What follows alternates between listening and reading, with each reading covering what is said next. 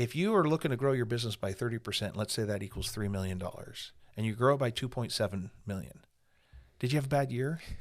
Right. No, because if last year you only grew it by 500,000, and this year with this new intent on board, you actually drove your attention towards something that allowed it to grow like that. Missing that goal by $300,000 doesn't even matter when you're doing your evaluation. Yeah. Well, it takes a little bit of practice too. I think what this allows us to do is find entry points to doing better goal setting. Yeah. And the facts are is the people who learn the discipline or the art of goal setting really begin to break through and achieve a level of success that kind of surpasses the average or the status quo. Yep.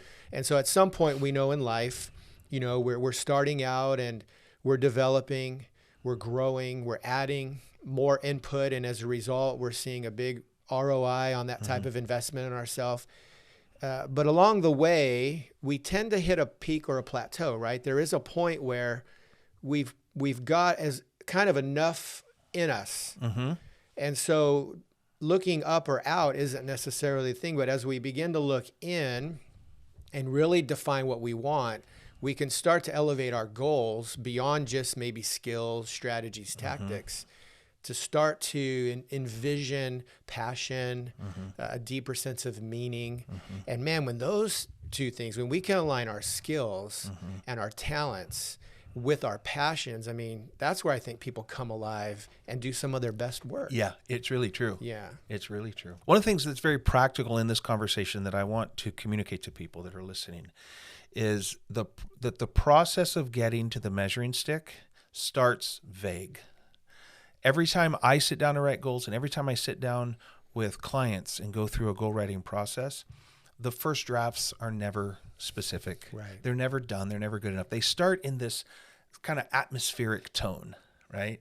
And then you just work that and you work that. And what I think is happening is the goal is emerging as we count the cost, as we imagine both the result we want and the work it's going to take. And as we start to get those things filtered out, and then we start to do some subtracting and some purifying of it, and some reducing down to, okay, this is it, right? There's these layers that we walk through into specificity. Right. And at the end, you have this nice, tightly packed goal that has all the attributes of a goal that you want. But I've seen this take months for people to write effectively as they wrestle through and hear the voice inside of them of what they actually want, that they're actually willing to put on the hook for. Right. And it takes a little time. Yeah. And I like that too, because what we do is we're giving ourselves permission to go. Goal setting doesn't happen on December 31st before the clock strikes midnight.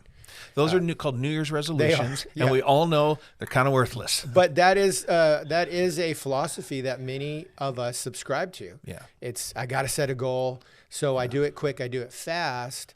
And what we neglect is the process of the time it might take to develop a good goal, which will include a hook.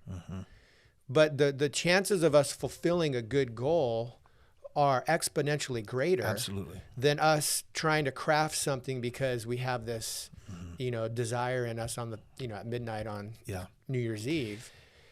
If the things you're going after are connected to meaning and purpose, and you're not willing to spend the time it takes to actually process through and think them through in this way, I question whether or not they're either have meaning and purpose or whether you really want to go after them. Right. If you want to write a goal in 30 minutes or an hour or a day or a weekend, it's probably not that significant of a goal. And that's fine. Not all goals have to be significant.